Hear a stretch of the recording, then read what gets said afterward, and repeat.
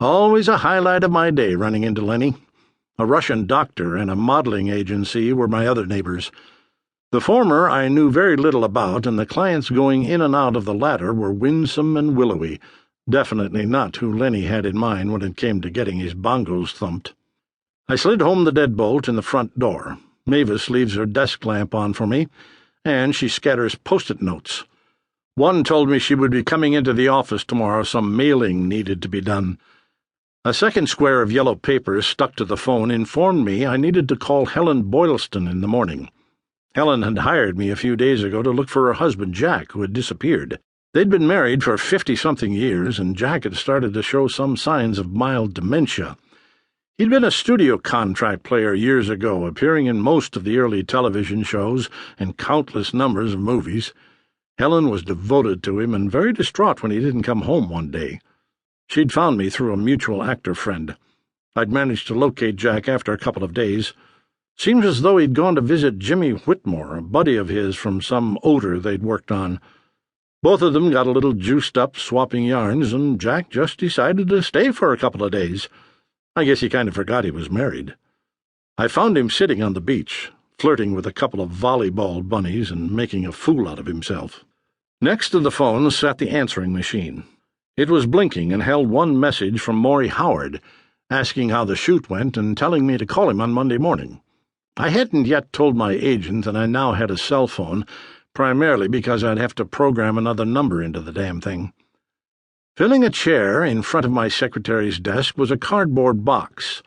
Mavis buys and sells antiques and collectibles on the Internet. Collins Investigations isn't exactly floundering, but the number of cases I handled is small enough to necessitate her devoting herself to another endeavor on the side. And she does pretty well. Consequently, I never know what oddities will greet me. I folded back the cardboard flaps and saw two smaller boxes inside. A plaster gnome about 9 inches in height was inside one.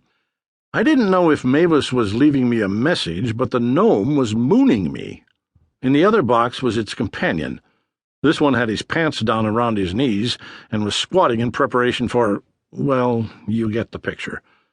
Where she gets these gems is beyond me, and who actually buys them is an even greater mystery. I walked into my office and found some mail on the desk, bills mostly, save for today's edition of the Hollywood Reporter and 2 residuals.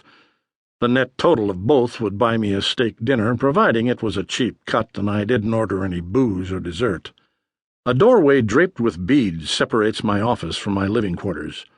As I walked through the strands, I was engulfed by the heat that remained in the studio apartment from the day's sunlight beating through the south-facing windows. I hit the light switch and one for the ceiling fan, peeled off my shirt, then opened the French doors overlooking Hollywood Boulevard. I turned on a large floor fan and put it in front of the windows. So much for air conditioning. I punched the remote and flipped the television to a Dodgers game. They were losing to the Giants. I grabbed a beer from the mini-fridge and filled a glass with Mr. Beam to keep it company. After cobbling together a pastrami sandwich, I put it and a bag of chips on a footstool and picked up the copy of the Reporter and leafed through it. I certainly don't pretend to have my pulse on the Hollywood scene, but I try to keep up with who's doing what to whom in the biz. As I took a bite of the sandwich, my eye caught a story on one of the inside pages. The headline read, "Woman Found Dead in Swimming Pool." The story went on to say that Janice Ebersole, girlfriend of Mike Ford, had been discovered nude, floating in the actor's Los Feliz swimming pool. It had happened last night. Police said preliminary investigation was inconclusive. The victim apparently had slipped and struck her head on the edge of the pool. Death appeared to be from drowning. My sandwich sat untouched in front of me. The story hit home. I knew Mike Ford.